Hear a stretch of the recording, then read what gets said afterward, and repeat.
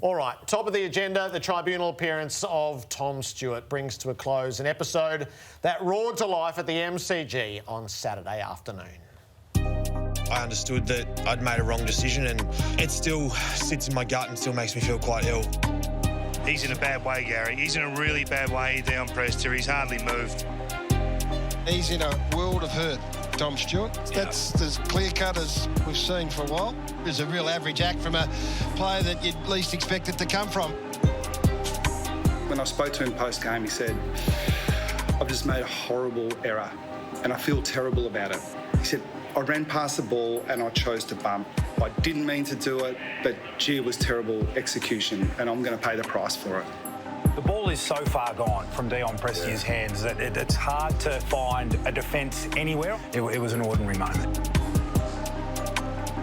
He's still pretty rocked by the incident. You could see how gutted he was, at the action that was taken. We'll see how today plays out, obviously. And then from there, we'll work out a plan to get him in the best space for when he is allowed to come back. I'm at the mercy of the tribunal now.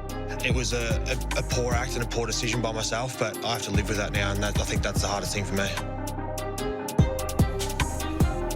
It was a pretty straightforward case tonight and a 4-week suspension. Drew Jones has sat through it. Drew, how did it unfold? Good evening, gentlemen. Yeah, so I guess fairly straightforward in the fact that we knew that Tom Stewart was going to be suspended. So Geelong asked for 3 weeks and the AFL went for 4, and it was the AFL that got their way in the end with a 4-game suspension handed out. So the AFL counsel, Nicholas Payne, was at pains to point out he ran past the ball, he chose to bump, and, well, I guess the consequences were clear, as you saw from the pictures there. So they noted in particular the bump was delivered at speed after Stewart had gone way past the ball. Prestia was unexpecting and vulnerable to being seriously injured. Concussion is a serious injury in itself, and the very reason the charge of rough conduct by bump was introduced. They also noted that AFL players are now more aware of concussion than ever before, and this is no longer considered an acceptable action amongst players. Now, 2 examples were noted tonight when discussing this case. We've got them here for you. So Patrick Dangerfield's bump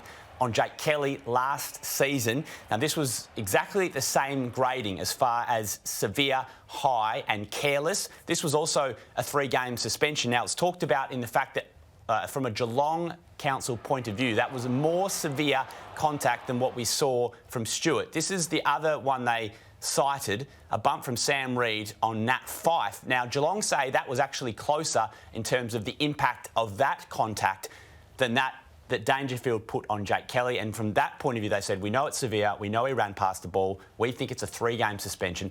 They also pointed out that there was real and demonstrable, I've got to get that word right, demonstrable, that's it, thank you, Jared. The way that he had remorse immediately afterwards, and as far as you could see there, the body language, and then on the night they actually noted that Stewart did not want Geelong's counsel to argue against the impact. So it was severe, and he said, no, let's not argue or try and argue it down to high. I've got to accept what I've done and what the charge is. Now, noted by Jeff Gleeson this evening, he said, Stewart breached his duty of care by a significant margin, and while the tribunal accepts he did not intend to bump Prestia high, he was careless, and given what is known about the consequences of blows to the head, all reasonable steps must be taken to prevent avoidable blows. Mr Stewart accepts this was avoidable head-high contact. 4-game ban. It starts on Saturday night against North Melbourne and includes games against Melbourne, Carlton and Port Adelaide. Drew, thank you. So this was Tom Stewart, Robbo, as he left the club tonight.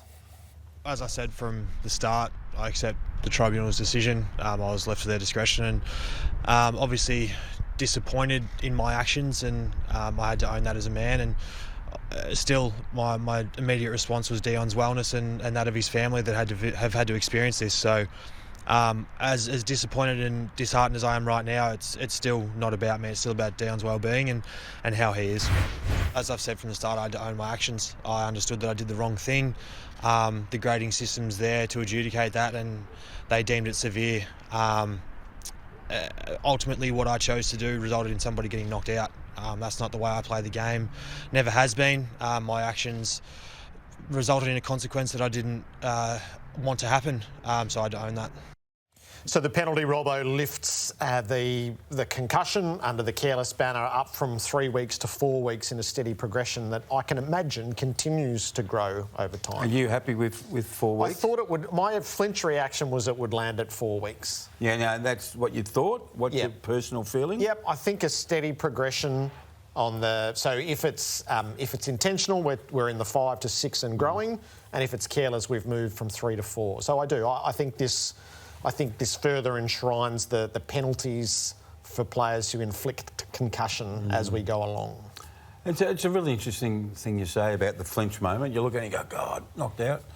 As I've thought about and spoken to people and had my own thoughts about it in the 2 days since, there's been a really big concentration on what a good bloke Tom Stewart is, and that's part of it. And it's really interesting when people talk about, Tom Stewart's body language after the event, he was really distressed.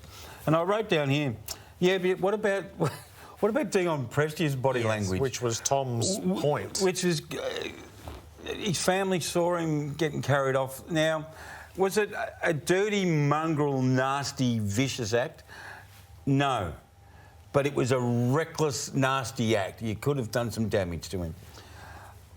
The point I want to make, Jared, and this is just a discussion point. What happens in 20 years' time?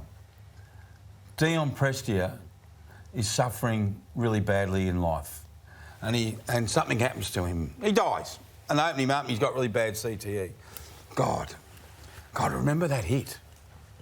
Now, I'm not trying to put that on Tom Stewart. I'm putting it on the game. Yeah, there's incident and consequence, which is totally separate to the individual and character. So in between's the game. So is the game doing enough, or has it done enough by saying 4 weeks?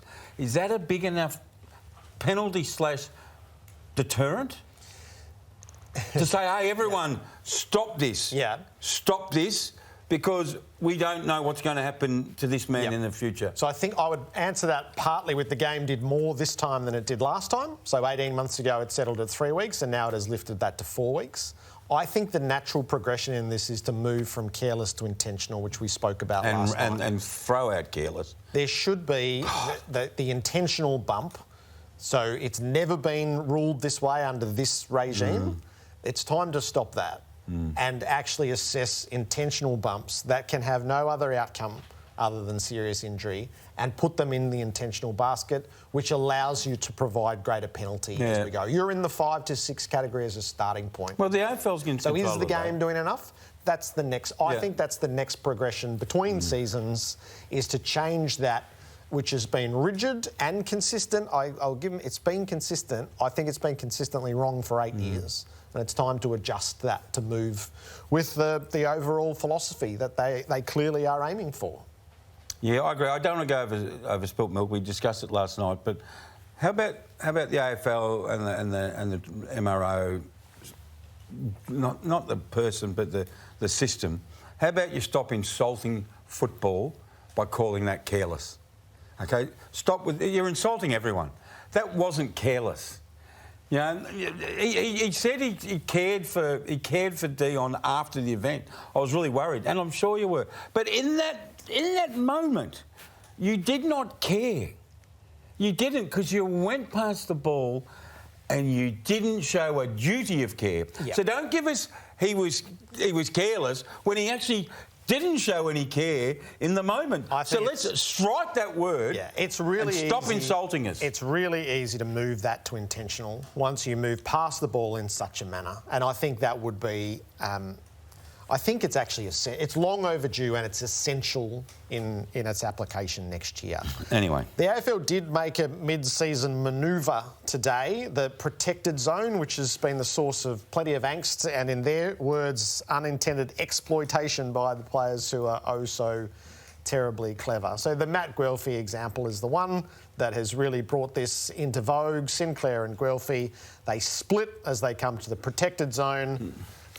And Guelphy's caught at no man's land. So no longer will that be an automatic 50-metre penalty. So this was 2 weeks ago. Matthew Richardson and Luke Hodge were commentating, OK? So I wasn't at the game, so I was watching. And so I wrote down what Richo said and I wrote down what Luke Hodge said. So in my tackle column last Monday, I said, this is a joke. How this split they're calling it. Just stop, get out of the way. and we're calling it 50. So Matthew Richardson he called it outrageous. And I thought to myself, you are so right, Richo. So I wrote about it, and everyone's talked about that incident. But that's been happening all year, mate. All year, except that Guelphy one was... We've had enough, everyone. So well done, AFL, for actually listening to people and saying, you know what, they're right. Yeah. This is ridiculous. Rudy Giuliani used to say, fix the broken windows. That's a broken window and it's fixed. Yeah. Well done. There's probably a couple of other broken windows. Unintended exploitation. Consequences. Unintended exploitation. No, I like unintended consequences. All right.